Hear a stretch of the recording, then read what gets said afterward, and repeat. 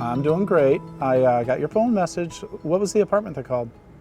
Like I say, they were aware of everything, and they know that we are kind of in a time crunch to get you out of there and into the new place. Good news works once in a while. We've had enough bad news, so good news is always acceptable.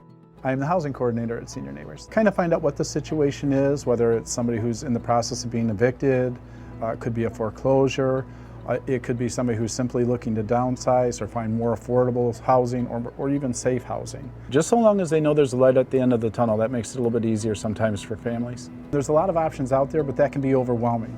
So the one common thing I find with everybody is kind of an exhaustion or a, can you kind of help me? And it can be a very confusing system at times. So sometimes it's nice to have somebody who's kind of been through it before help walk you through it. I lived with this guy who, he drank 24 hours a day. For 5 years at least, he did not make a house payment, believe it or not.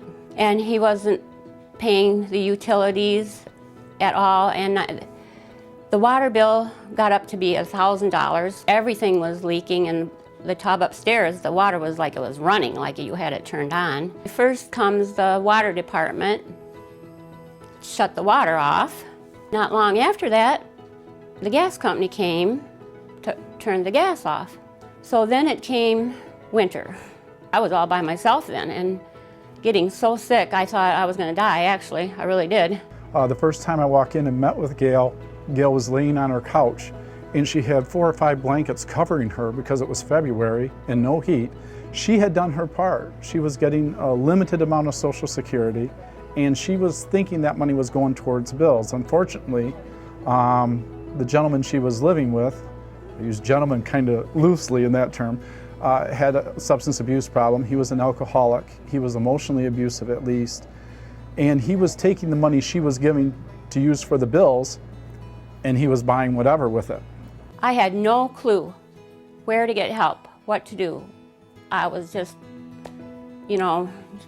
just feeling like I'm gonna have to sit here till they come and go throw me in the dumpster too, I don't know. My ex-mother-in-law, who we've been friends for years and years and years, she knew I had been in there sick, and she said, Gail, I'm gonna find you some help somehow, So she talked to a friend, and her friend recommended Senior Neighbors.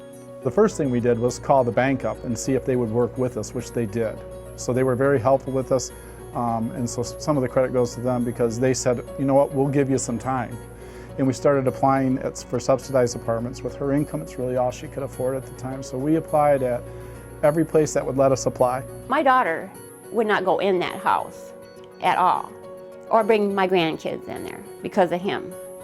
So now I can have my family here. They will come and see me and come in and not just pick me up. He took me to Social Security. They agreed on me getting more money so that I would have more to live on. So, of course, I couldn't have done that myself either. I have freedom now. I have independence and peace. I still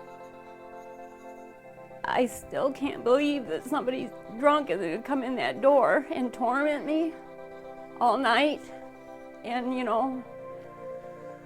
wreck my things, and,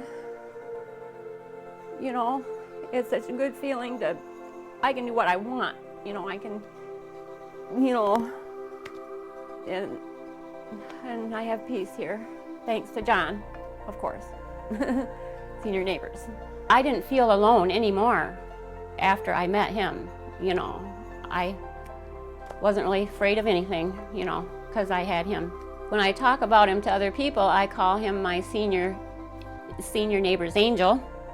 It's been almost 2.5 years, but this new life is, I just pinch myself every day that I, have what I have now.